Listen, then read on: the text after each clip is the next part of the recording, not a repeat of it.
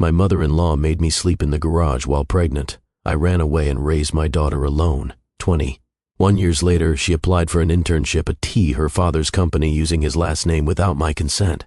Haley Rose Wesley, you look at me right now and tell me the truth. My voice came out sharper than I intended, but my hands were shaking. So violently I had to grip the kitchen counter just to stay upright.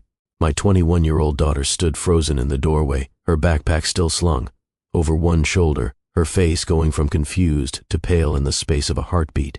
Mom, what's wrong? What's wrong?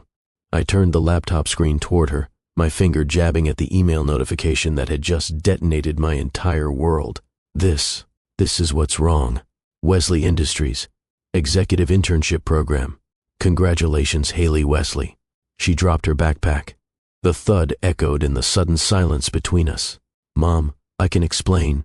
Explain? My voice was rising now. 21 years of carefully constructed walls crumbling around me. Explain how you applied to his company? How you used his name, the name I gave you legally but never, ever used without telling me? I needed to know. Needed to know what, Haley? What did you do? Her eyes filled with tears, but there was something else there too. Something stubborn and determined and achingly familiar. Those gray-green eyes that weren't mine. That expression that belonged to a man I hadn't seen in 21 years. A man who'd let me walk away pregnant and bleeding without ever once looking back. I needed to see him. I needed to know if he'd recognize even a piece of himself in me. Have you ever felt your entire world collapse in a single moment? Have you ever watched your child make a decision that could destroy them and realized you couldn't stop it? Have you ever had to choose between protecting someone you love and letting them face a truth that nearly killed you? If you've ever kept a secret so big it became a wall between you and the person you love most, I need you to hit that like button right now and stay with me, because this story is about to take you to places you won't expect. Drop a comment and tell me where you're watching from, or just say I'm with you, Mr. Hearthline. I love hearing from you, because what I'm about to tell you, what happened over the next weeks and months, it changed all of our lives in ways none of us saw coming. But first, you need to understand how we got here. Let me rewind to 30 minutes before my world exploded, before I knew what Haley had done, before everything changed. I was sitting at that same kitchen table, surrounded by invoices for my catering business, Eliza's Table. 21 years I'd been building it from nothing, from sandwiches made in my mother's tiny kitchen to a full-service catering company that served some of the finest events in Cedar Creek. The afternoon sun was streaming through the windows of the home I'd finally been able to buy 3 years ago. Small, but ours. Mine and Haley's. Our safe world. My coffee was getting cold. I had chicken marinating for dinner. Haley would be home from her last semester at Whitmore University in an hour. Life was simple, predictable, safe. That's when I heard the notification ping. I'd been using Haley's laptop because mine was being repaired, just looking up a recipe for a client's wedding next month. The email notification popped up in the corner of the screen. I almost ignored it. Almost. But something made me click it. Maybe curiosity, maybe fate, maybe the universe deciding it was time to stop letting me hide. Dear Miss Wesley, we are pleased to inform you that you have been selected as our top choice for the Wesley Industries Executive Internship Program. Out of 300 highly qualified applicants, your credentials, academic excellence, and innovative thinking stood out remarkably. Your application essay on sustainable business practices in the modern economy was extraordinary. Mr. Ethan Wesley himself has requested to meet with you personally to discuss your vision for the company's future. Please confirm your availability for orientation on Monday, April 15th at 9 a.m. at our Manhattan headquarters. I read it 3 times before the words actually penetrated my brain. Miss Wesley, not Miss Bennett, not Haley Bennett, the name she'd used her entire life. The name on her school records, her library card, her soccer team roster growing up, her college applications. Haley Wesley, the hyphenated name, the one that connected her to a man who didn't know she existed, the name that was legally hers because I'd put it on her birth certificate 21 years ago, telling myself it was about preserving her right to know her heritage. But really, maybe it was about leaving a door open that I was too terrified to walk through myself. My daughter had used her father's name. Mr. Ethan Wesley himself has requested to meet with you personally. The coffee cup I was holding slipped from my fingers. It shattered on the kitchen floor. Brown liquid spread across the white tiles like a stain I would never be able to clean. I didn't move to wipe it up. I just sat there staring at the screen, feeling my carefully constructed world crumbling around me. He was going to meet her. He was going to see those gray-green eyes, that stubborn chin, the way she tilted her head when she was thinking through a problem. Anyone who looked at them side by side would know immediately. And that's when Haley came home. "Mom, you won't believe what happened in my economics seminar today. Professor Martinez said my thesis proposal was the most innovative he'd seen in 15 years and I could present it at the—" She stopped mid-sentence. She'd seen my face, seen the shattered coffee cup, seen the laptop screen still open to that email. "Mom, what's wrong?" I couldn't speak. I just turned the laptop so she could see it fully. Haley's face went pale, then red, then pale again. She set her backpack down very slowly, very carefully, like she was moving through water. "Mom, I can explain." That's when I asked her. That's when I said the words that started this whole confrontation. "Haley Rose Wesley, you look at me right now and tell me the truth." And now, here we were, standing in my kitchen, mother and daughter. 21 years of secrets between us. How do you even know who he is? My voice cracked. "I never told you his name. I never told you anything about him." Haley looked away from me, looked toward the kitchen where I suddenly heard the clatter of dishes stop, where my mother, Catherine, had gone suspiciously quiet. "No." The word came out like a gasp. "No, you didn't." My mother stepped into the doorway, 73 years old, silver hair pulled back, wearing the apron I'd bought her for Christmas. The woman who'd raised me alone, who'd taken us in when I'd shown up on her doorstep 21 years ago, 8 months pregnant and bleeding, who'd helped me build a life from nothing, who'd apparently been keeping secrets from me. "Mom, tell me you didn't." She deserved to know, Eliza. That wasn't your decision to make. She was 12 years old, and she came home crying because kids at school were calling her a bastard, calling her a mistake, saying her father didn't want her. Catherine's voice was steady, but I could hear the guilt underneath. I couldn't let her keep believing that was her fault. "So you went behind my back, told her things I specifically said I would tell her when she was ready?" When would that have been, Eliza? When she was 30? 40? You kept saying when you're older, when you can understand, but that day never came, because I was protecting her. From what? From the truth? From getting her heart broken by a man who chose his mother's approval over his own wife? My voice was rising again. From a family that treated me like I was nothing. From a grandmother who locked me in a garage while I was 8 months pregnant with her. The room went silent. Haley's voice was small. "What?" I turned to look at my daughter. Really look at her. 21 years old. Brilliant. Beautiful. Graduating top of her class with a degree in business administration. Offers from a dozen companies. And she'd only applied to one. Your grandmother. Your father's mother, Victoria Wesley. She locked me in their garage for 4 hours while I was 8 months pregnant with you. It was winter. It was freezing. I pounded on that door until my hands were bruised and I screamed until I had no voice left. No one came. No one cared. I had to break out through a window and I was bleeding and I was terrified and I ran. I ran and I never looked back. Tears were streaming down Haley's face now. "And your father?" I continued, the words pouring out like poison I'd been holding in for 2 decades. He didn't even notice I was gone. His mother told him I'd called an Uber and left because I wasn't feeling well, and he believed her. He didn't call. He didn't check on his 8 months pregnant wife. He just went back to his conversation with Sloane Hartley, the woman his mother wanted him to marry. The woman he did marry, 6 months after I left. "Mom, I didn't know, but you knew something. You've known for how long?" She looked at Catherine, then back at me. "Since I was 12, 9 years. My daughter had known about her father for 9 years and never said a word. I didn't want to hurt you." "Well, congratulations." The bitterness in my voice was sharp enough to cut. "You both did a fantastic job." Haley's face crumpled, then, just as quickly, hardened.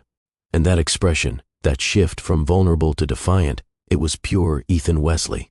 "You know what, Mom? Maybe I should have told you. Maybe Grandma shouldn't have gone behind your back. But you know what else? I spent my entire childhood wondering what was wrong with me. Nothing is wrong with you. But I didn't know that." Her voice was shaking now, anger and pain mixing together. When kids asked where my dad was, when they said he must not have wanted me, when they called me names and said I was a mistake, I didn't have any answers. I just thought maybe if I'd been a boy or smarter or prettier or something, maybe he would have stayed. Baby, it was never about you. But I didn't know that, did I? Because you wouldn't tell me the truth. You just kept saying it's complicated. Well, guess what, Mom? I'm 21 years old. I think I can handle complicated. Catherine stepped between us. Eliza, let her finish. I looked at my mother, this woman who'd sacrificed everything for me, who'd worked 3 jobs to put food on our table when I was growing up, who'd taken us in without question when I showed up broken and pregnant, who I'd trusted completely. How could you?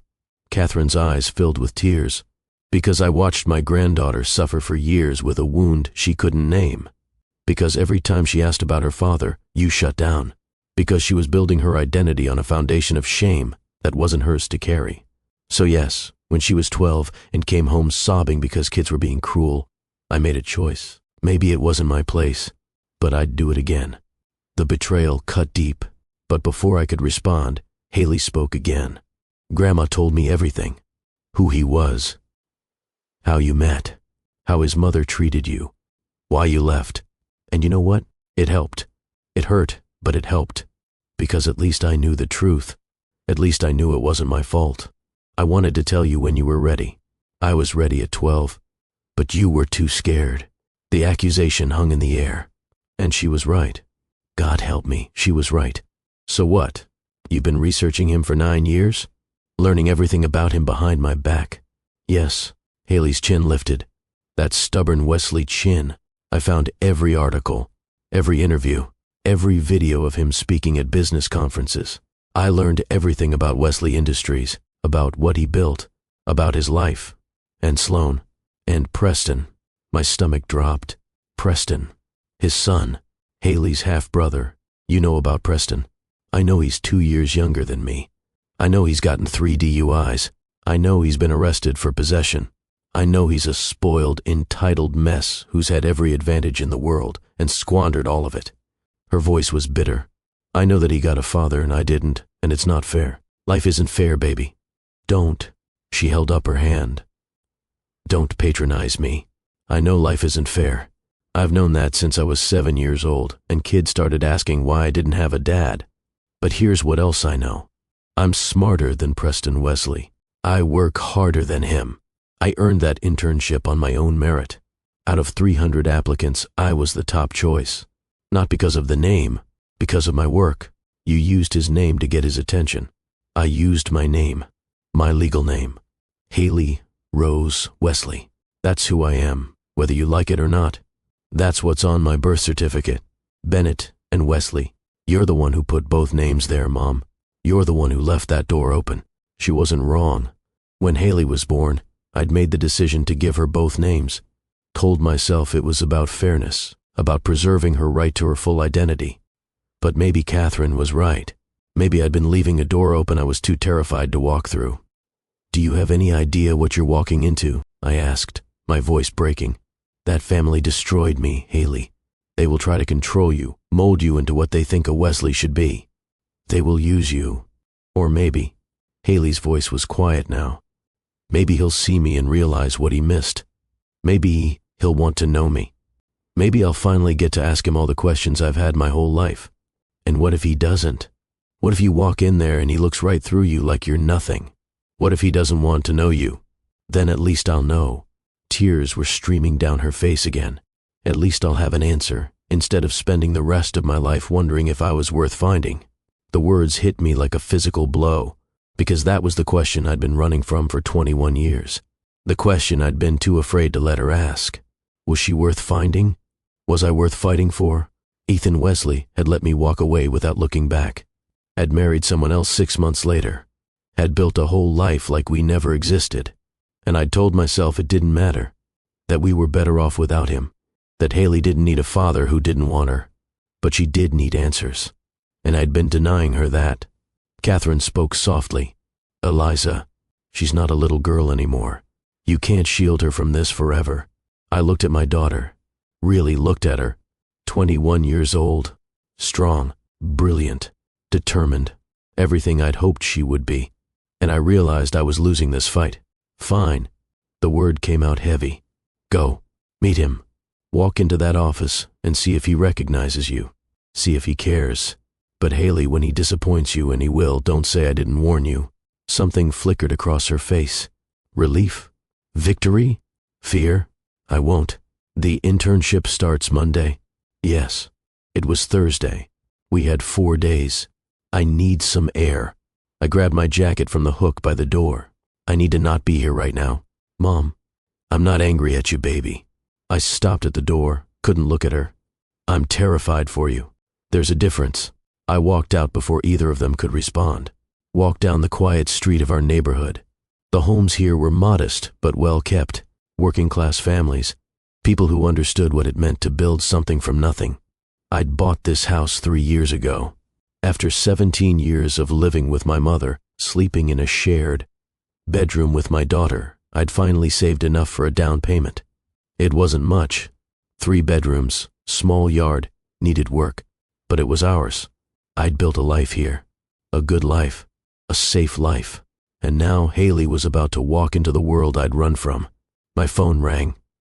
Amanda, my best friend since college, the only person besides my mother who knew the whole truth. I heard. Catherine called me.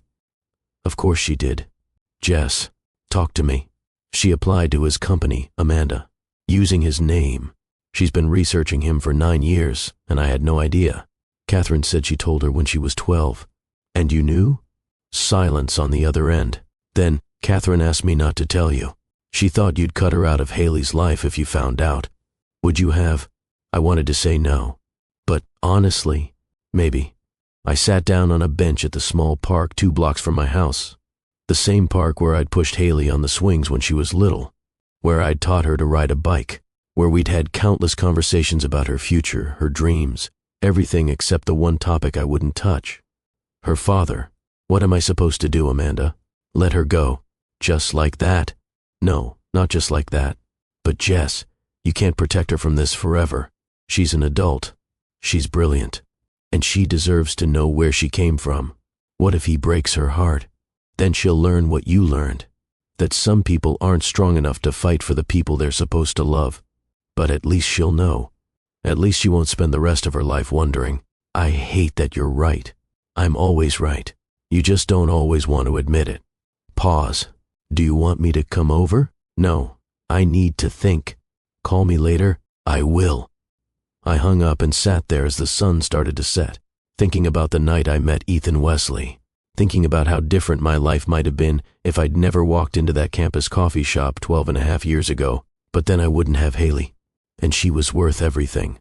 Every struggle, every sacrifice, every moment of pain. She was worth it all. I just wished I could protect her from what was coming. When I got home an hour later, the house was quiet. Catherine was in the kitchen cleaning up dinner I hadn't been there to eat. Haley's bedroom door was closed. I'm sorry. Catherine said it without looking at me. I should have told you. Yeah, you should have. But I'm not sorry I told her. She deserved to know. I know. Catherine turned to face me. What are you going to do? What can I do? She's 21. She's made her choice. I sat down heavily at the kitchen table. I just have to pray she survives what comes next. She's stronger than you think. She's exactly as strong as I think. That's what terrifies me. She's strong enough to walk into that office. Strong enough to face him. But is she strong enough to handle it if he rejects her? Is anyone strong enough for that? I survived it. Catherine came and sat beside me, took my hand. You did. You survived. And you built something beautiful. You raised an extraordinary daughter. You found your own path. And now you have to trust that you raised her well enough to find hers. What if her path leads straight to him? Then you'll handle it, like you've handled everything else. Catherine squeezed my hand. But Eliza, you need to tell her everything. The whole story. Not just the garage. Everything. She needs to understand what she's walking into. I don't want to poison her against him. Then don't. Just tell her the truth. Let her make her own decisions with all the information. Later that night, I knocked on Haley's door. Come in. She was sitting on her bed, laptop open, surrounded by papers. Research, I realized, about Wesley Industries, about the internship program, about her father. Can we talk?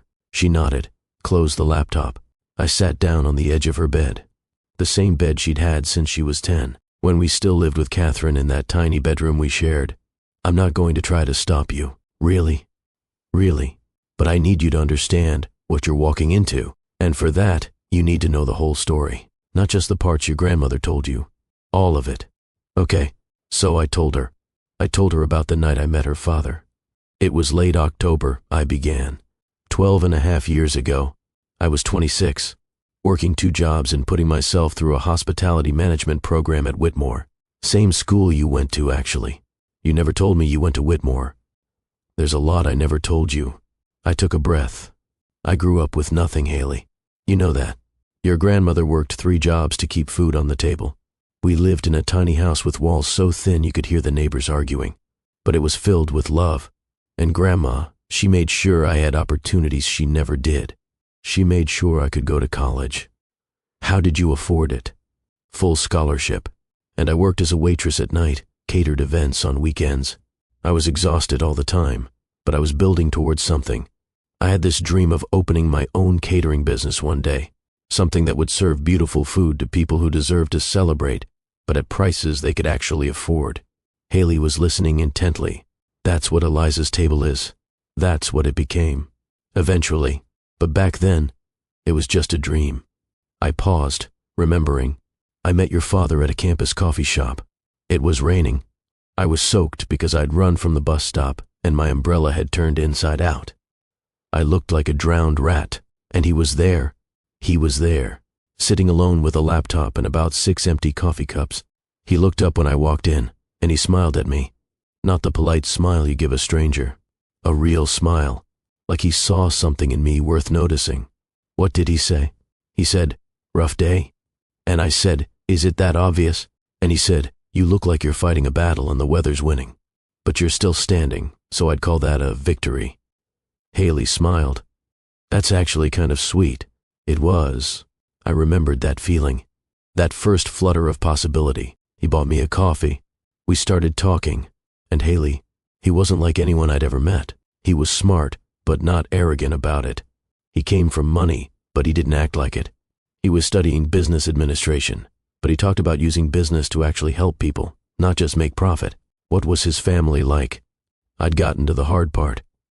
Your father's family built their wealth over 3 generations. Real estate. Investments. By the time I met him, the Wesley name meant something in business circles. His mother, Victoria, she ran the family empire with an iron fist after your grandfather died. What was she like? I chose my words carefully. She had very specific ideas about who was worthy of the Wesley name. And I wasn't it. Because you didn't have money? Because I came from nothing. Because my mother was a seamstress and my father wasn't in the picture.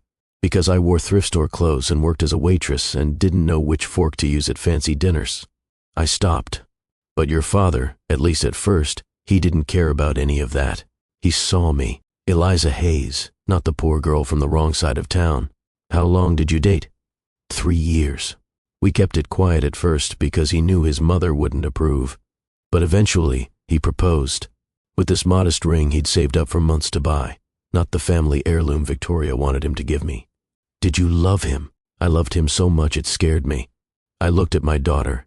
I loved him the way you love someone when you're young and you think love can conquer anything. I thought we could build a life together that would be different from both of our pasts. Something new. Something ours. What happened? We got married. Small ceremony at a local chapel. I wore a dress from a department store. Your grandmother cried happy tears. Victoria didn't even come to the wedding. Haley's eyes widened. She didn't come to her own son's wedding? She made her feelings very clear. She told Ethan I was a gold digger who trapped him, that he'd regret marrying me, that I would never fit into their world. But he married you anyway. He did. And for a year, we were happy. Really happy. He was working at Wesley Industries, learning the business from the ground up. I was working at a catering company saving money. We had this tiny apartment in Brooklyn. Nothing fancy, but it was ours. We'd stay up late planning our future, talking about the family we'd have. Someday, the business I'd built, the foundation he wanted to start. It felt possible. It felt real. Then you got pregnant. Then I got pregnant. I paused, remembering the moment I saw those 2 pink lines. I was terrified and excited all at once. We talked about kids, but not yet. We were going to wait a few more years. But when I told your father, he was so happy. He held me and said we were going to be amazing parents. Did you tell Victoria right away? We waited until the 20-week ultrasound. We wanted to know if you were healthy, and we found out you were a girl. I smiled at the memory, bittersweet as it was. Your father kissed my belly and said, "Our daughter. She's going to be just like you, beautiful and strong." What did Victoria say? The smile faded. We told her over dinner at the Wesley estate. This massive mansion where your father grew up. 15 bedrooms, staff quarters, a garage bigger than most people's houses. I never felt comfortable there. What did she say when you told her? A girl? Not even a son to carry on the Wesley name properly? Haley flinched. And that's when everything started to change. Victoria started calling your father every day, stopping by his office, whispering in his ear every chance she got. What was she saying? That I'd trapped him with the pregnancy, that he could have married Sloane Hartley from the Hartley investment family. Someone with power, legacy, connections, someone who understood their world. She kept saying love doesn't build dynasties, that he needed to think about the family legacy, not his feelings. And did he listen? I watched him change, slowly at first. He started looking at me differently. He'd miss doctor's appointments. He'd stay late at the office. He'd go to his mother's house without me. And when I was 8 months pregnant, exhausted and swollen and scared, Victoria invited us to dinner. The night she locked you in the garage. Not yet. I wanted Haley to understand the full picture. When we got there, Sloane Hartley was already there. This gorgeous, polished woman in a designer dress that probably cost more than our rent. She was everything I wasn't. Sophisticated, connected, from the right family. Did Dad know she'd be there? I don't think so, but I watched his face when he saw her. And I saw something I'd never seen before. What? Possibility. Like he was seeing what his life could have been if he'd made different choices. I could see Haley processing this, taking in the complexity, the pain. All through dinner, I continued, Victoria and Sloane talked business, legacy, power moves in the industry. I tried to join the conversation. I'd been reading business journals, trying to stay involved in your father's world. But every time I spoke, Victoria would cut me off or redirect, making it clear I didn't belong. That's cruel. It was calculated. She was showing your father, look at Sloane. Look how she fits seamlessly into our world. Look how she speaks our language. And then look at your wife, 8 months pregnant, wearing a maternity dress from Target, unable to contribute to the real conversation. I felt tears building but pushed them back. After dinner, Victoria suggested your father and Sloane discuss some business opportunity in the study, just for a few minutes. And I was desperate to use the bathroom because you were sitting right on my bladder, so I excused myself. That's when Victoria appeared and told you to use the bathroom through the garage. She said the main bathroom was occupied, that it would be faster. I was uncomfortable and desperate, so I believed her. I had to stop, take a breath. This part was hard. Haley reached over and took my hand. The moment I stepped into that garage, her whole face changed. Like she'd dropped a mask and I was seeing the real her for the first time. She said, "Actually, this is where you belong." Mom, she told me I was nothing but a slum rat who'd trapped her son, that I didn't belong in their family. I tried to back away, tried to get past her, but she shoved me. 8 months pregnant, and she shoved me. I stumbled and caught myself on a car bumper. I was begging her to stop, saying I'm pregnant, please. And she said, with a useless girl who can't even give him a proper heir. Then she stepped out and slammed the door, locked it. I could see the horror on Haley's face. I spent 4 hours in that freezing garage. It was January. The concrete floor was ice cold. I pounded on the door until my hands were bruised and bloody. I screamed until I lost my voice. The estate was so massive and the garage was soundproofed. No one could hear me. No one came. Where was Dad? Inside, with his mother and Sloane. Victoria told him I wasn't feeling well, that I'd called an Uber and gone home, that I didn't want to interrupt their business discussion. And he believed her? He didn't even call to check on me. His 8 months pregnant wife supposedly left without saying goodbye, and he didn't think that was strange enough to call. The words were bitter. After 4 hours, I stopped crying, stopped begging, and I got angry. I thought, I will not let them win. I will not let my daughter be born into this family that values her so little. So I searched that garage, found a crowbar, and I pried open a window. You broke out? I squeezed through that window 8 months pregnant with you. I scraped my stomach on the frame. I was bleeding, but I got out. I stumbled to the front of the estate and called an Uber with the last battery on my phone. Where did you go? The bus station. I bought a one-way ticket to Cedar Creek where Grandma Catherine lived. 3 states away. It was 11 o'clock at night. I was bleeding and I was 8 months pregnant. But I got on that bus. Did you tell Dad you were leaving? I sent him one text. I can't do this anymore. Don't look for me. I'm done. Then I turned off my phone. And he never came after you? 6 months later, he married Sloane Hartley. So no, he never came after me. We sat in silence for a moment. You were born 2 weeks later. 38 weeks exactly. I had complications from breaking through that window. The trauma, the stress. Your grandmother was the only one in the delivery room with me. And when they placed you in my arms, I made you a promise. What promise? That I would give you everything. That we didn't need him. That I would be enough. You were enough, Mom. You were always enough. But I denied you the chance to know where you came from. And Haley, I need you to understand. I thought I was protecting you. From his family's control. From their cruelty. From the possibility that he wouldn't want you, which would have broken your heart. But maybe I was really protecting myself. From what? From having to face him again. From having to admit that I ran instead of fighting. From having to share you with a man who hurt me so deeply. Haley squeezed my hand. Mom, I'm not going there to hurt you. I'm going to get answers. To see if he even recognizes me. To finally close this chapter of my life so I can move forward. What if he wants to be part of your life? Then we'll deal with that together. But Mom, I need you to know something. What? No matter what happens with him, you're my hero. You raised me alone. You built a business from nothing. You gave me opportunities you never had. You showed me what strength looks like. He might be my biological father, but you've been both parents to me my entire life. I pulled her into my arms and let myself cry. Really cry. For the first time in years. When I finally pulled back, I looked at my daughter. Really looked at her. Okay, you can go. You can meet him. But promise me something. Anything. Promise me that no matter what he says or does, you'll remember that you are your own person. You don't belong to me, and you don't belong to him, and you definitely don't belong to the Wesley family legacy. You belong to yourself. Can you promise me that? I promise. And if he hurts you, if he's cruel or dismissive, or anything less than amazed by who you are, you come home. You come straight home to me, and we'll figure it out together. Deal. We hugged again. And I tried to prepare myself for what was coming. Monday morning arrived too fast. Haley came out of her room dressed in a sharp navy suit she'd saved for 3 months to buy. Her hair was pulled back, minimal makeup. She looked professional, confident, beautiful. She also looked terrified. You okay?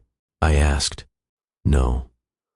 But I'm going anyway. That's my brave girl. We drove to the train station together. Cedar Creek was 3 hours from Manhattan by train. Haley would start her internship today and stay with a college friend who had an apartment in the city during the week. As we waited on the platform, I squeezed her hand. Call me tonight. I will. And Haley, if it gets to be too much, if you want to leave at any point, just leave. Your mental health is more important than any internship. I know, Mom. The train pulled up. I love you, baby girl. I love you too. I watched the train pull away, carrying my daughter toward the man who'd let us both go 21 years ago. And I prayed I hadn't made a terrible mistake. That night, my phone rang at 9 o'clock. Haley, Mom, tell me everything. I met him. My heart stopped. And he didn't recognize me.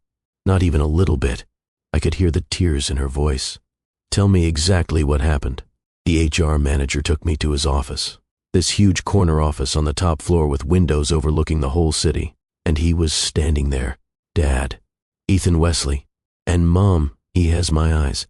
I know, baby. I mean, I knew from pictures. But seeing him in person, it was like looking in a mirror. Same gray-green color, same shape. How did he not see it?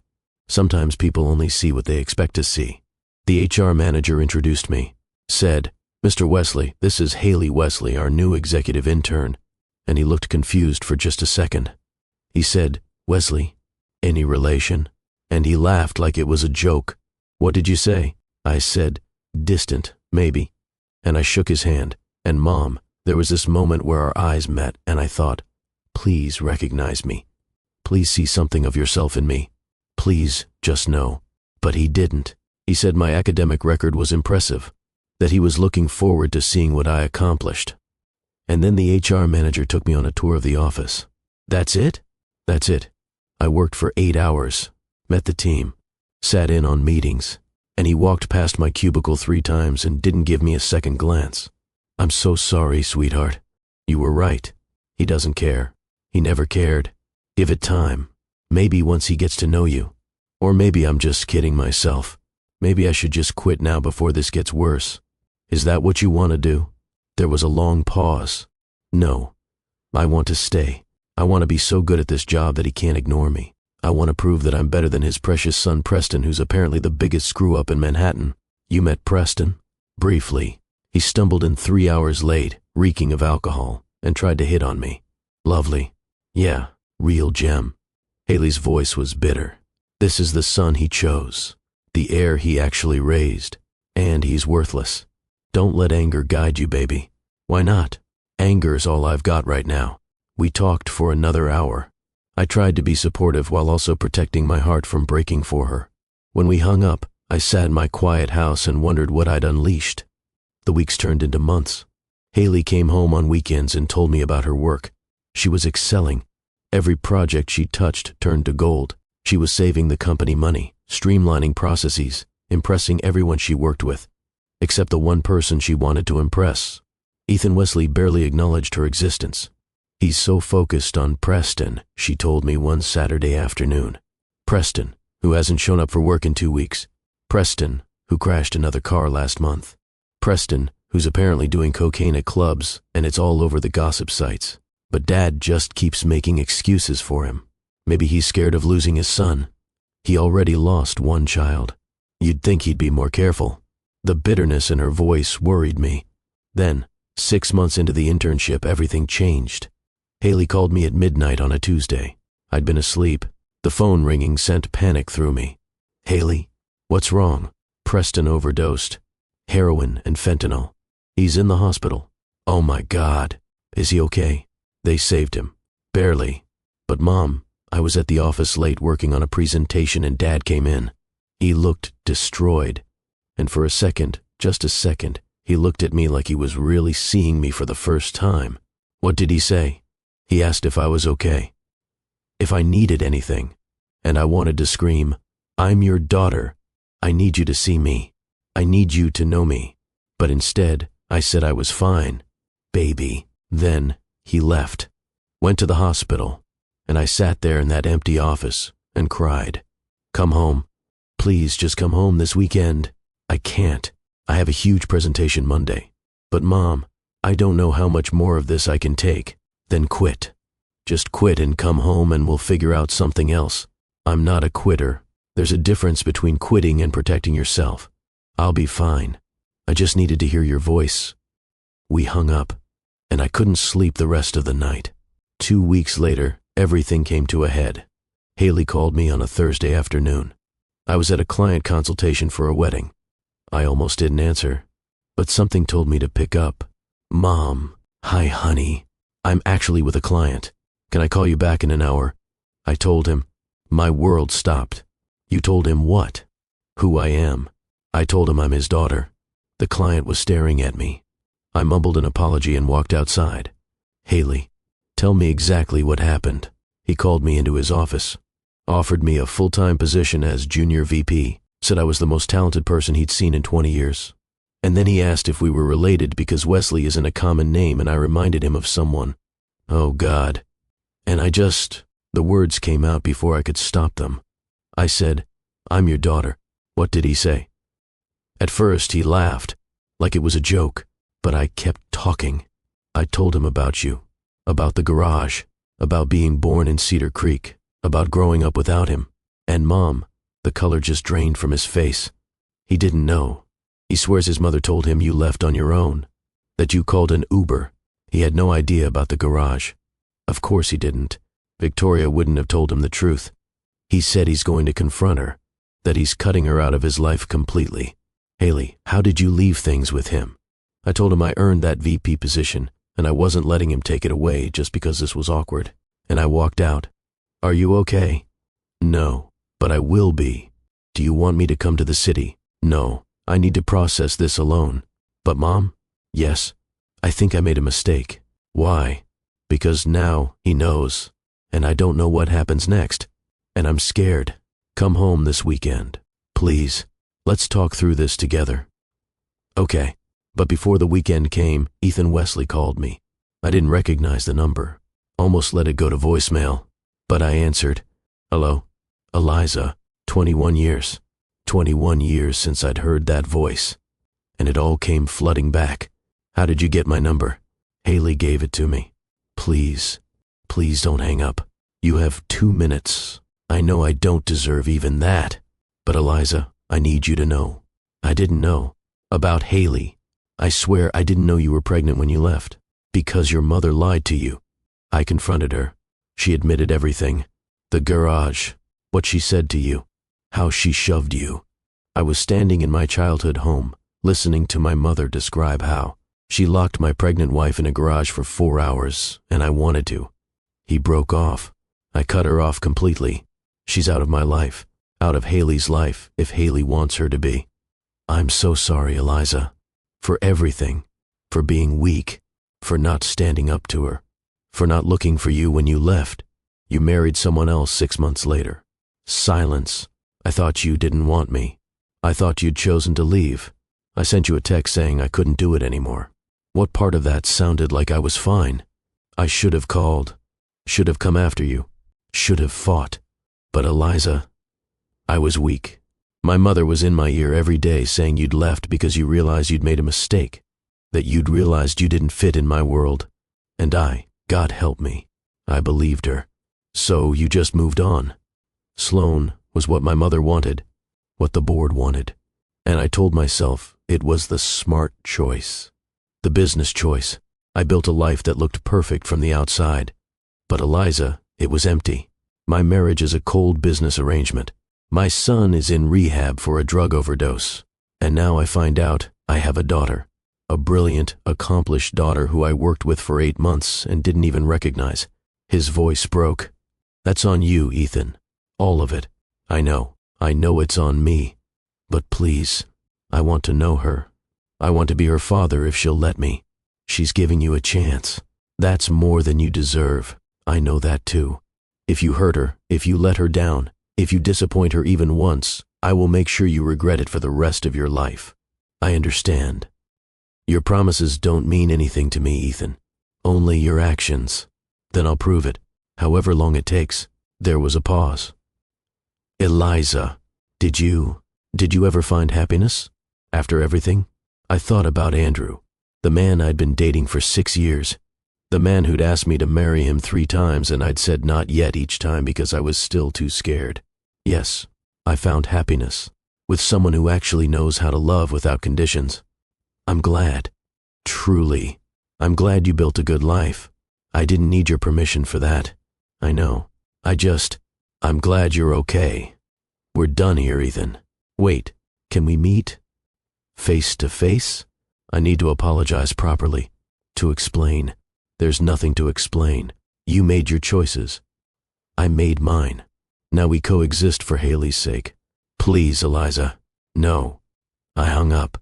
And I sat there, 21 years of anger and hurt and betrayal flooding through me. He didn't get to do this. Didn't get to waltz back into my life after 2 decades and ask for forgiveness. But Haley deserved a father. And if he was willing to try, willing to show up, then I had to let him. For her sake. Not for his. Never for his. That weekend, Haley came home. She looked exhausted. Thinner than she'd been 2 months ago. Dark circles under her eyes. Baby, you look terrible. Thanks, Mom. really boosting my confidence here. I'm serious. Are you eating? Sleeping? Not really. We sat down at the kitchen table, the same table where this had all started months ago. He called me. Haley's head snapped up. Dad called you? Don't call him that yet. He hasn't earned that. What did he say? That he's sorry, that he didn't know, that he wants to be part of your life. Do you believe him? I believe he's sorry he got caught. I believe he's sorry his perfect life fell apart. I'm not sure I believe he's genuinely sorry for what he did to us. Mom, you're being unfair. Am I? Haley, he let you walk into his office, let you work for him for 8 months, and he didn't see it. Didn't see his own daughter standing right in front of him. Maybe he wasn't looking. Exactly. He wasn't looking because he'd moved on so completely he didn't even consider the possibility. Haley's eyes filled with tears. So what do I do? What do you want to do? I want to know him. I want to give him a chance. But I'm also angry and hurt. And I don't know if I can trust him. Then don't. Not yet. Make him earn it. How? Make him show up. Consistently. Let him prove through his actions that he's serious. And Haley, protect your heart. Don't give him everything all at once. That's hard. I know, baby. But you're strong enough to do it. We spent the weekend talking, planning, figuring out boundaries and what Haley needed from this relationship with her father. And on Sunday night, before she went back to the city, she hugged me tight. Thank you for telling me the truth, even when it was hard. That's what mothers do. You're the best one I could have asked for. I watched her leave again, and this time, I felt a little bit lighter. Maybe we'd survive this after all. Maybe telling the truth, painful as it was, would set us all free. I just had to trust that I'd raised her well enough to navigate what came next, and pray that Ethan Wesley had changed enough to be the father she deserved. Only time would tell. The next 3 months were the strangest of my life. Haley went back to the city, back to Wesley Industries, back to the father who now knew she existed but didn't know how to be her dad. She called me every night, sometimes excited, sometimes frustrated, sometimes just needing to hear my voice. Mom, we had coffee today, just the two of us. He asked about my childhood. What did you tell him? Everything. About sharing a bedroom with you until I was 16. About thrift store clothes. About the kids who bullied me. About how you worked yourself to exhaustion to give me opportunities. How did he react? He cried, right there in the coffee shop. Said he was so sorry, that he wished he could go back and change everything. But he can't. I know. But Mom, I think he means it. I think he really wants to try. I wanted to be supportive. I did. But every time she talked about him, something twisted in my chest. Just be careful, baby. I am. But was she? Could anyone be careful when they were finally getting something they'd wanted their whole life? Ethan started showing up. That was the thing that surprised me most. He didn't just offer empty apologies. He actually showed up. Weekly dinners with Haley, always at her choice of restaurant, never pushing, never demanding more than she was willing to give. He asked about her life, her dreams, her favorite books and movies and foods, all the things a father should have known from birth but was learning 21 years too late. He met her college friends, showed up to a presentation she gave at a business conference, sent flowers on her birthday with a card that said, "I'm sorry I missed the first 21. I won't miss another." Haley showed me the card. Her eyes were shining. It's nice, isn't it? That he's trying? It is, I admitted. Because it was, even if it hurt to watch. Andrew noticed I was struggling. We were having dinner at his place, a cozy townhouse he'd bought after his wife died. He'd cooked, like he always did. Pasta with homemade sauce, salad from his garden, wine he'd been saving for a special occasion that turned into just a regular Thursday because he said every day with me was special. You're thinking about him. Is it that obvious? You've been quiet all night, and you have that look. What look? The one you get when you're trying to hold everything together and you're one comment away from falling apart. I set down my fork. I hate that he gets to do this. Do what? Walk back into her life like he didn't abandon her. Like 21 years of absence can be erased with a few dinners and some flowers. Eliza, he's not trying to erase it. He's trying to build something new. It should have been there from the beginning, but it wasn't. And you can't change that. None of you can. So the question is, what are you going to do now? I don't know. Andrew reached across the table and took my hand. His hands were warm, steady, everything Ethan's had never been. You did an amazing job raising her alone, but she's not asking you to share the credit. She's just asking you to let her have a relationship with her father. What if she likes him better than me? The fear came out before I could stop it. The deepest, darkest fear I'd been carrying. Andrew's face softened. Eliza, that's not how love works. Her loving him doesn't mean she loves you less, doesn't it? No, it just means her heart is big enough for both of you, which, if you think about it, is a testament to how you raised her. I started crying. Right there over pasta. Andrew came around the table and pulled me into his arms. Let me hold you, just for a minute. And I let him, because Andrew was good at that, at holding space for my pain without trying to fix it. After a while, I pulled back, wiped my eyes. I'm sorry. I'm a mess. You're human. There's a difference. I need to meet with him, don't I? With Ethan. Probably, if only to set boundaries. To make sure you're all on the same page about Haley. I don't want to see him. I know. But sometimes the things we need to do are the things we least want to do. He was right. Of course he was right. 2 days later, I called Ethan. He answered on the first ring. Eliza, we need to talk. In person. Yes, absolutely. When? This weekend. Haley's coming home. We can meet Saturday afternoon. There's a park near my house. 2 o'clock. I'll be there. And Ethan, don't make me regret this. I won't. Saturday came too fast. Haley knew about the meeting. She'd actually suggested it. Said we needed to talk without her in the middle. Are you sure you don't want me there? She asked that morning. I'm sure. This is between me and your father. Don't kill him, okay? I kind of need him alive. I smiled despite myself. No promises. At 1:50 I walked to the park. The same park where I'd sat on a bench months ago after learning Haley had applied to Wesley Industries. The same park where I'd pushed her on swings as a toddler. Ethan was already there, standing by the fountain, hands in his pockets, looking older than I remembered, but also exactly the same. He saw me and his face did something complicated. Relief, fear, regret, all at once. Eliza, thank you for coming. Let's sit. We sat on a bench, 3 feet of space between us. 21 years of hurt. For a long moment, neither of us spoke. Then Ethan said, you look good. Happy. Don't what? Don't make small talk. Don't pretend this is a friendly reunion. You wanted to meet. I'm here. So talk. He took a breath. I'm sorry. I know I've said that on the phone, but I need to say it to your face. I'm sorry for being weak, for letting my mother control me, for believing her lies about you, for not fighting for you when you needed me, for not looking for you when you left, for missing Haley's entire childhood, for everything I did and everything I failed to do. Okay. I heard you. Your apology is noted. Do you accept it? I don't know yet. Ask me in a year. Or 10. Right now, I'm still deciding if I hate you or if I'm just numb. That's fair. We sat in silence again. She looks like you, I finally said. Haley, she has your eyes, your chin, that stubborn expression you get when you're working through a problem. She has your heart, your compassion, your drive. Don't do that either. Do what? Try to bond with me over our daughter.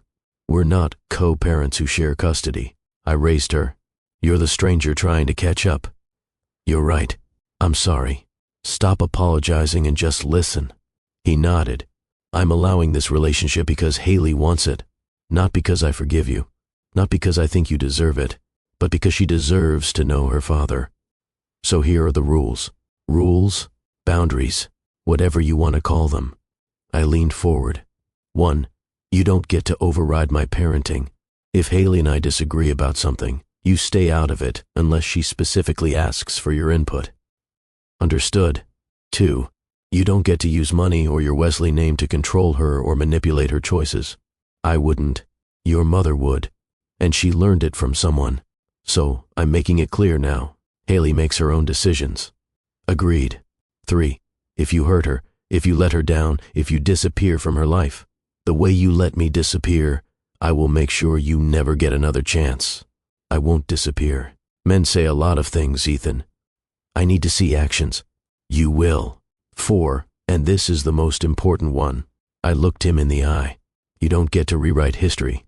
You don't get to pretend you were kept from her against your will. The truth is, you never looked for us. You moved on. You built a life. Those are facts. If you want a relationship with Haley, you own that truth. His jaw tightened. I know what I did. I'm not trying to excuse it. Good. Because she needs you to be honest. Not perfect. Just honest. I can do that. Can you? Because from where I'm sitting, you spent our entire marriage letting your mother speak for you, letting her make decisions, going along with what was expected instead of what was right. That's not fair, isn't it? Ethan, you married Sloane 6 months after I left. 6 months. Did you love her? He looked away. No. Did you even try to love her? I thought I could. I thought it was the smart choice, the practical choice. My mother said, there it is. Your mother said, do you hear yourself? I was weak. I know that. Weak is one thing. Complicit is another. You stood by while your mother destroyed me. You let her lock me in a garage. You believed her lies. You chose her approval over your wife and unborn child. My voice was rising. People in the park were starting to look. I lowered it. You don't get to be just weak, Ethan. You have to own that you were complicit, that you chose. You're right. Say it. What? Say that you chose your mother over me, that you chose the easy path over the right one. Say it out loud. His eyes filled with tears. I chose my mother over you. I chose the easy path. I chose wrong. Why? Because I was scared. Scared of disappointing her. Scared of being cut off from the family. Scared of failing. And I told myself you'd be fine. That you came from nothing and you'd survived before, so you'd survive again. I told myself I was making the smart business decision. But the truth is, I was just a coward. There it was. The truth I'd needed to hear for 21 years. I felt something in my chest loosen. Just a little. Thank you for saying that. Do you forgive me? No. But I don't hate you as much as I did 10 minutes ago. I'll take it. We sat there, the anger between us settling into something more like resignation. Tell me about her, Ethan said quietly. Tell me about Haley growing up. I know I missed it, but I want to know. So I told him. I told him about the first time she smiled, the first time she laughed, how she learned to walk at 10 months, early because she was stubborn and determined even as a baby. I told him about her first day of school, how she cried and clung to me and I cried in the car on the way home because my baby was growing up. I told him about the bullying, about coming home to find her sobbing because kids said she didn't have a dad, about holding her and not knowing what to say. I told him about her brilliance, how she taught herself coding at 12, how she won the state science fair at 14, how she gave her high school valedictorian speech about using privilege and success to lift others up. I told him about her kindness, how she volunteered at the homeless shelter every Saturday, how she tutored kids in math for free, how she saw people, really saw them, the way I'd tried to teach her to. I told him everything he'd missed, and he listened, tears streaming down his face, not interrupting, just listening. When I finished, he said, "She's extraordinary. She is. You did that. You raised an extraordinary human being. We did that. Whether you were there or not, she's half you. And that stubbornness, that drive to succeed, that's Wesley blood. I don't deserve any credit. No, you don't. But she has your DNA, and I won't lie to her about that. Thank you. Don't thank me. I'm not doing it for you. I know." We sat a while longer. "What's your marriage like?" I asked. "With Sloane, it's not a marriage. It's a business arrangement. We sleep in separate bedrooms. We appear together at events. We maintain the image. But there's no love. There never was. Why stay? Inertia. Fear of scandal. The same reasons I've made every other bad decision in my life. That's sad. It's what I deserve." "What about Preston? How is he?" "In rehab. Long-term facility upstate. He'll be there for at least another 3 months." "How's he doing?" "Better. The overdose scared him. Scared me. I almost lost him, Eliza. My son almost died because I was so focused on molding him into what? I thought he should be that I never asked what he wanted to be. What does he want to be? I don't know. I never asked. Maybe you should. I plan to. When he gets out, we're going to start over, actually get to know each other. That's good. I failed him the same way I failed you and Haley. By trying to control instead of love. By valuing image over substance. Sounds like you're learning. At 43. Better late than never, I suppose. Suppose so. We stood up. The conversation was winding down. Ethan looked at me. Can I ask you something personal? Depends on what it is. Are you happy? Really happy? I thought about Andrew. About my business. About the life I'd built. Yes, I am. I'm glad. You deserve happiness. So does Haley. Don't forget that. I won't. We stood there awkwardly, not sure how to end this. Finally, Ethan said, "Thank you for letting me be part of her life. Don't make me regret it." I won't. I walked away, didn't look back. When I got home, Haley was waiting. How did it go? Better than I expected. Worse than I hoped. Did you kill him? He's still breathing. That's progress. We both laughed. Mom, thank you for doing that. I know it was hard. Yeah, it was. Do you think you'll ever forgive him? I don't know, baby. Maybe. Someday. But not today. That's fair. Now tell me what you want for dinner. And just like that, we went back to normal. Or as normal as life could be when your daughter was building a relationship with a father she'd never known. Over the next months, I watched Haley bloom. She came home glowing, excited, telling me about conversations with Ethan, about inside jokes they were developing, about how he was teaching her the parts of the business she didn't learn in school. He's really smart, Mom. Like brilliant at strategy and seeing 3 moves ahead. I know. That's what made me fall in love with him. Do you ever miss him? The question caught me off guard. Miss who he was? Sometimes. Miss who he became? Never. What's the difference? The man I married had principles, had compassion. The man he became cared more about his mother's approval than his own integrity. Do you think people can change? I think people can grow. Whether that's the same as change, I don't know. I think he's growing. Good.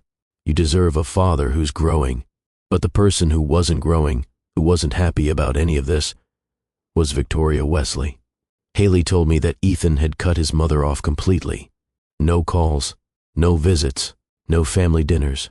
He told her that what she did to you was unforgivable, Haley said. That she's not allowed anywhere near me. How do you feel about that? Honestly, relieved. I don't need her toxicity in my life. But Victoria wasn't the type to accept being cut off. 6 months after Haley revealed who she was, Victoria showed up. Not at Ethan's office. Not at Haley's apartment. At my house. I was in the garden, planting tomatoes for the summer, when I heard the car pull up. Expensive engine. I looked up and saw a black Mercedes in my driveway. Victoria Wesley stepped out. She looked older. Thinner. Her perfectly styled silver hair and designer suit couldn't hide the fact that she'd aged hard in the past 20 to 1 years. I stood up, brushed dirt off my jeans, and waited. She walked up my driveway like she owned it. Eliza, Victoria, we need to talk. No, we don't. You need to leave. Please, just 5 minutes. You locked me in a garage while I was 8 months pregnant. You get 0 minutes. I was wrong. The words stopped me. What? I was wrong. About you. About everything. I destroyed my son's life. I tried to erase my granddaughter. And I'm sorry. You're sorry. Yes. You're sorry because Ethan cut you off. You're sorry because you lost. Not because you actually regret what you did. Her face flushed. Both can be true. Get off my property. Eliza, please. Now. My mother appeared in the doorway. Eliza? Everything okay? Mrs. Wesley was just leaving. Victoria looked between us. Then at my modest house. My garden. My simple life. You built something here. Yeah, I did. No, thanks to you. My granddaughter. She's remarkable. Stay away from her. I just want to meet her. You had 21 years to care about her existence. You don't get to show up now because Ethan finally grew a spine. Victoria's eyes flashed with anger. Watch your tone. Or what? You'll lock me in another garage? I stepped closer. I'm not that scared 26-year-old anymore, Victoria. You have no power over me. I can see that. Good. Now leave, and don't come back. If Haley wants to meet me, that's her choice. Not yours. Not mine. Hers. But I will make sure she knows exactly who you are before she makes that decision. Fair enough. Victoria turned to leave, then stopped. For what it's worth, you were always good enough for my son. Better than he deserved. I just couldn't see it. No, you didn't want to see it. There's a difference. She got in her car and drove away. My mother came and stood beside me. You okay? Yeah, Ma. I'm okay. You handled that well. I've had 21 years to prepare. That night, I called Haley and told her what happened. Do you want to meet her? I asked. No, not yet. Maybe not ever. She made her choices. Now she gets to live with them. I'm proud of you. For what? For knowing your worth. For not needing her approval. I learned that from you, Mom. After we hung up, I sat in my quiet house and felt something I hadn't felt in years. Peace. Victoria Wesley no longer had any power over me. Over us. We'd survived her. We'd built something she could never touch. And that was worth more than any apology. A few weeks later, Andrew asked me to marry him. Again, we were at his place. He'd cooked dinner. We'd had wine. We were sitting on his couch, my feet in his lap, completely comfortable. Eliza. Marry me. I looked at him. This kind, patient man who'd waited 6 years for me to be ready. Why now? Because I've asked you 3 times, and you've said not yet each time. And I realized I never asked why. So, I'm asking. Why not yet? I was afraid. Of what? Of getting it wrong again. Of choosing someone who wouldn't fight for me when it mattered. And now? Now I realize you've been fighting for me all along. Just in a different way. By being patient. By giving me space. By loving me without conditions. So, is that a yes? I looked at this man who'd never once made me feel less than. Who'd celebrated my business success. Who'd supported Haley without trying to be her father. Who'd held me while I cried about Ethan without jealousy or resentment. Yes, I'll marry you. He kissed me, long and slow and full of promise. Finally, he whispered. We got married 3 months later. Small ceremony at a vineyard. Just family and close friends. Haley walked me down the aisle, both of us crying happy tears. Ethan wasn't invited, but he sent flowers. Beautiful white roses with a card that said, Congratulations. You deserve every happiness in the world. Thank you for raising an extraordinary daughter. I read the card and felt nothing. No anger. No pain. Just peace. You okay? Andrew asked. I'm perfect. And I was. Meanwhile, Preston came out of rehab. 9 months sober. Different. Humbled. He reached out to Haley through Ethan. Asked if they could meet. Haley asked me what I thought. He's your brother. Half-brother. If you want to know him, that's your choice. I'm nervous. That's normal. They met at a coffee shop in Manhattan. Haley told me about it that night. He apologized for being a mess, for wasting every opportunity, for being the screw-up son while I was out here working twice as hard, with none of the advantages. What did you say? I said we all have our struggles. His just looked different than mine. That's generous of you. He's trying, Mom. Really trying. He asked if I'd teach him the business. Like actually teach him, not just give him a fake title. Will you? I think so. He's my brother. And everyone deserves a second chance. Not everyone. But Preston might. Over the next year, I watched Haley build relationships with both sides of her family. With Ethan, who showed up consistently. Who never missed a birthday or important event. Who was learning to be a father 21 years too late, but trying his absolute best. With Preston, who was slowly rebuilding his life. Who was learning the business from the ground up, starting in the mailroom and working his way up legitimately. Even with Sloan, who was cold but civil. Who recognized that Haley wasn't going anywhere and made peace with it. The only person who remained on the outside was Victoria. Until 3 years after the revelation, Haley was 24. She'd been promoted to vice president. She was being featured in business magazines as a rising star. Her name carried weight, and Victoria showed up at a Wesley Industries gala. Haley told me about it the next day. She was there, Mom. In the shadows. She'd bought a ticket under a different name. Did she approach you? No. But I saw her, and she was crying. Crying, watching me give my speech. Just crying. How do you feel about that? I don't know. Part of me wants to hate her for what she did to you, but another part feels sorry for her. She destroyed everything trying to control it. That's her punishment. Living with what she lost. Do you think I should talk to her? Do you want to? I don't know. Then wait. If you're meant to have that conversation, the right time will come. And it did. A year later, Victoria was diagnosed with cancer. Stage 3. Aggressive. Ethan called me. Asked if I'd be okay with Haley visiting her grandmother. That's Haley's choice, not mine, I know. But I wanted to make sure you were okay with it. Ethan, I stopped being not okay with things a long time ago. I can't control Haley's choices. I can only support her in making them. Thank you. Don't thank me. Just make sure she knows the whole truth before she decides. Haley did visit Victoria. Once. She told me about it afterward. She's dying, Mom. She's scared. And she wanted to apologize. For what specifically? For everything. For locking you in the garage. For trying to control Dad's life. For missing out on knowing me. She said she was wrong about you. That you were always good enough. Better than good enough. What did you say? I said thank you for the apology, but I'm not ready to forgive. Maybe I never will be. But I hope she finds peace. That's very mature of you. I learned it from watching you. Victoria died 6 months later. Ethan called to tell me. I thought you should know. The funeral is Friday. I won't be attending. I didn't expect you to. But thank you for letting Haley visit her. It meant a lot. I didn't let her do anything. She made her own choice. Still, thank you. After we hung up, I felt something unexpected. Sadness. Not for Victoria, but for what could have been if she'd just been kinder. If she'd seen people as humans instead of chess pieces. What a waste. The years passed. Haley thrived. At 26, she was promoted to senior vice president. At 2008, the board started talking about her as Ethan's eventual successor. Preston was sober 5 years and counting.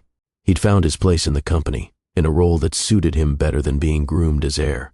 He and Haley worked well together. Ethan and I developed a cordial relationship. Not friends, but not enemies. Co-parents in a strange, unconventional way. He'd call sometimes just to update me on Haley's accomplishments. She closed the Mendoza deal. Did she tell you? She mentioned it. She was brilliant. The client specifically requested to work with her again. That's my girl. Our girl. I let him have that. Because it was true. Biologically, she was his too. Andrew and I celebrated our 5th wedding anniversary. We were happy. Really, truly happy. My business was thriving. His architecture firm was successful. We'd bought a house together, bigger than my first one, with a garden and a guest room for Haley when she visited. Life was good. One night, Haley came to dinner. She had news. I'm being offered the CEO position. Dad's stepping down. Already? He's only 50. He says he's done building.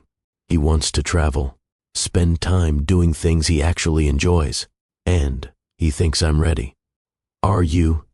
I think so, but I wanted to talk to you first. Why me? Because you're my compass, Mom. You've always been my compass. What do you want to know? Do you think I'm ready? Honestly, I looked at my daughter, 29 years old, brilliant, compassionate, strong, everything I'd hoped she'd be, and more. Baby, you've been ready since you were 12 years old and decided you were going to meet your father no matter what I said. You've been ready since you walked into his office and told him the truth. You've been ready your whole life, so I should take it. Only if you want it. Not because it's expected, not because it's the Wesley legacy, but because you want it. I do want it. Then take it. She smiled. That brilliant smile that lit up rooms. Okay, I will. 6 months later, Haley Rose Wesley was named CEO of Wesley Industries, the youngest CEO in the company's history. I sat in the audience at the announcement gala, Andrew beside me, and watched my daughter give her acceptance speech. She stood at that podium in a sharp suit, confident and poised, and she said something that made me cry. I stand here today because of 2 people. My father, Ethan Wesley, who built this company and is now trusting me to lead it forward. And my mother, Eliza Hayes Bennett, who built me, who raised me alone when she had every reason to give up, who showed me that strength isn't about money or power.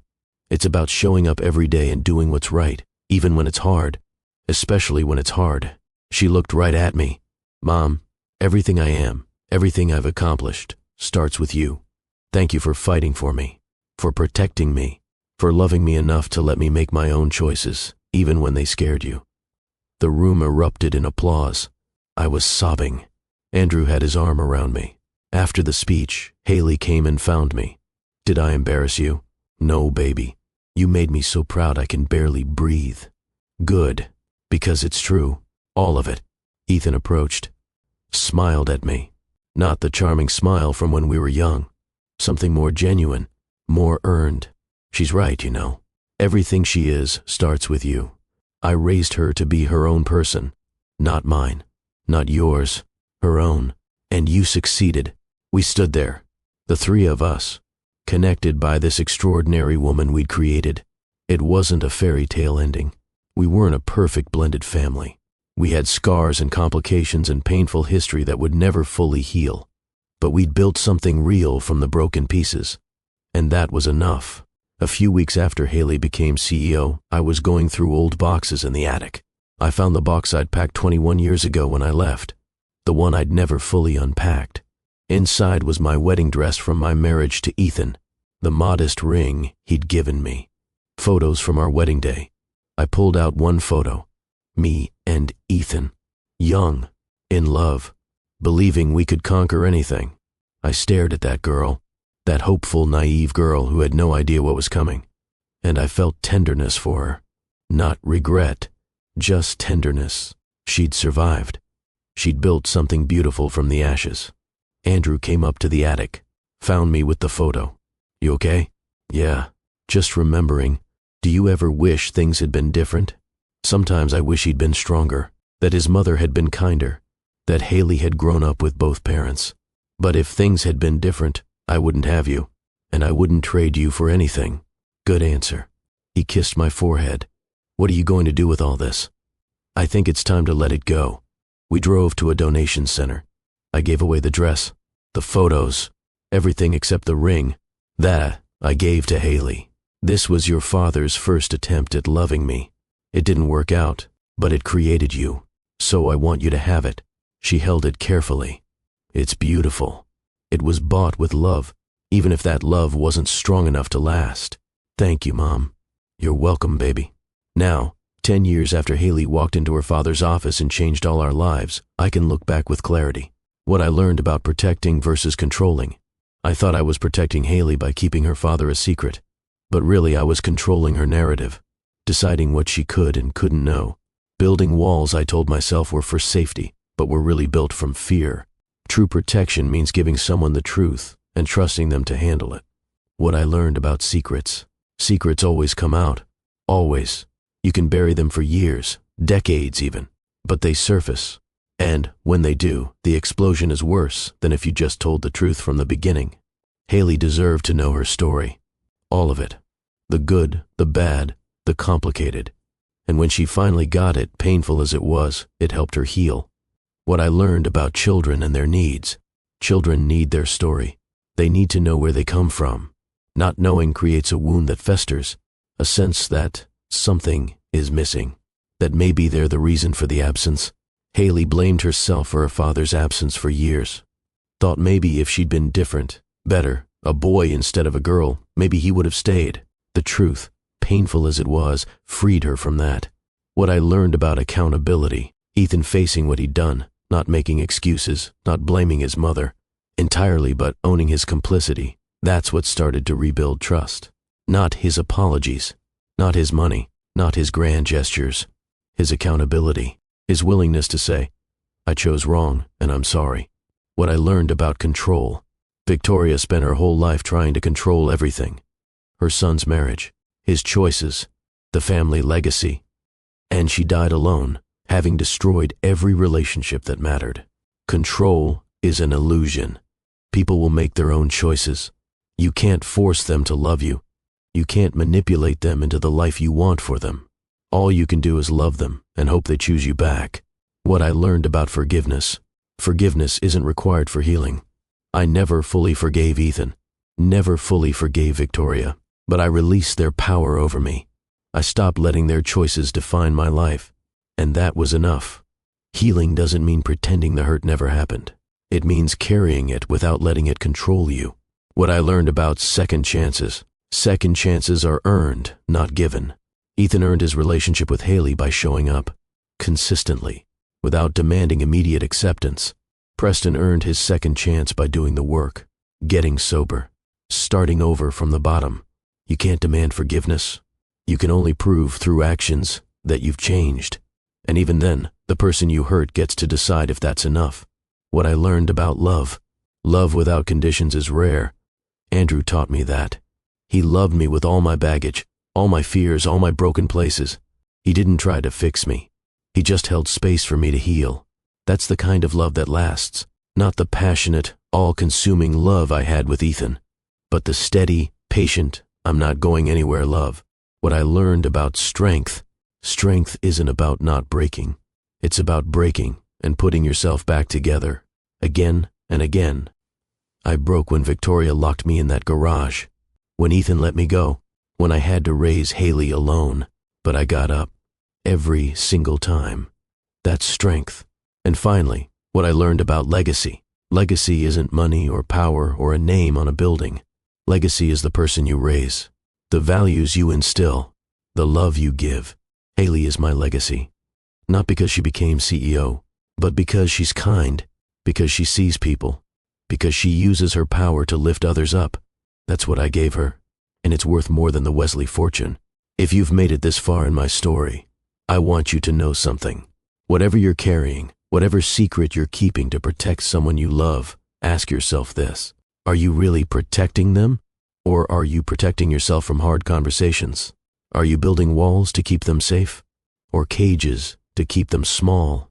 The people we love deserve the truth, even when it's messy, even when it's complicated, even when it changes everything.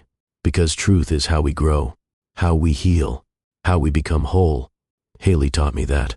My daughter, who was brave enough to claim her full name, who walked into her father's office not knowing if he'd recognize her, who demanded her story even when I was too scared to tell it. She freed all of us by refusing to accept half-truths, by demanding to know where she came from. And now we're all better for it. So wherever you are right now, whatever you're facing, I want you to know you can survive the truth. You're stronger than you think. And sometimes the hardest conversations lead to the most beautiful healing. Drop a comment and tell me, where are you watching from? What part of this story hit you hardest? Have you ever had to choose between protecting someone and telling them a painful truth? I want to hear your story. And if you made it all the way to the end, comment I'm with you, Mr. Hearthline, so I know you were here for this whole journey. If this story touched your heart, if it made you think differently about secrets, protection, truth, and second chances, smash that like button. Share this with someone who needs to hear it. Subscribe to Mr. Hearthline Stories for more real narratives about life, love, loss, and the lessons we learn when everything falls apart and somehow, impossibly, comes back together. Because here's what I know now, 10 years later. The email that terrified me, that shattered my carefully controlled world, was actually a gift. It forced us all to stop hiding. It forced Ethan to confront the man he'd been and become the father Haley deserved. It forced Victoria to face her destruction, even if she only fully saw it at the end. It forced me to release control and trust my daughter's choices. And it gave Haley what she needed most. Not wealth, not opportunities, not even a father, but truth. The whole, complicated, painful, beautiful truth about where she came from. And truth, as scary as it is, will always set you free. So thank you for being here, for listening to my story, for caring about what happened to us. Haley is 31 now. She's transforming Wesley Industries into something that actually helps people.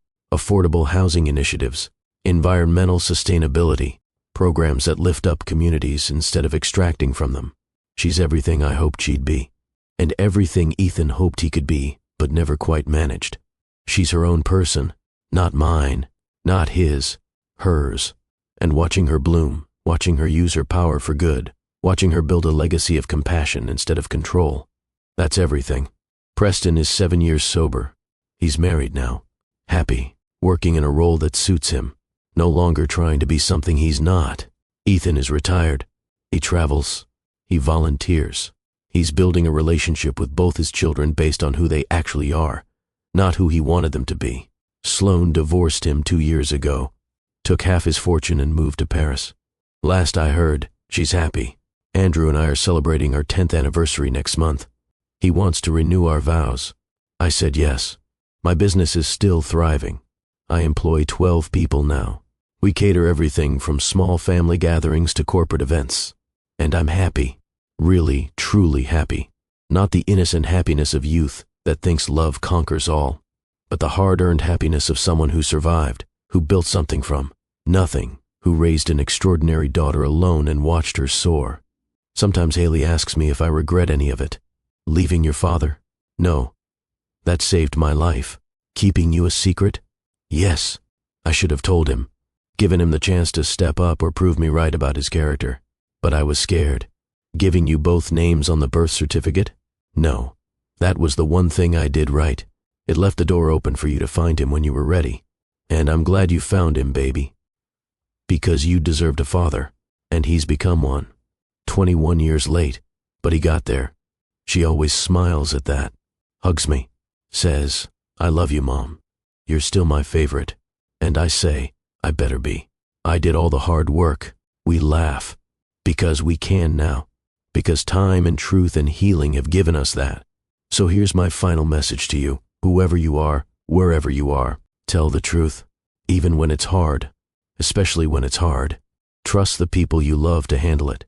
Let them make their own choices, even when those choices scare you. Show up. Consistently. Actions matter more than words. Own your mistakes. Accountability builds trust. Forgive if you can.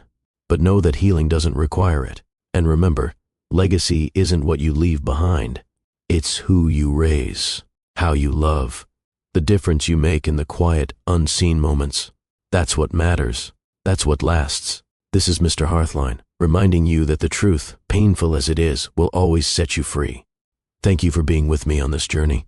Now go hug someone you love. Tell them a truth you've been afraid to say. Take a risk on healing, because life is too short for secrets, and the people we love deserve to know their whole story. See you in the next one.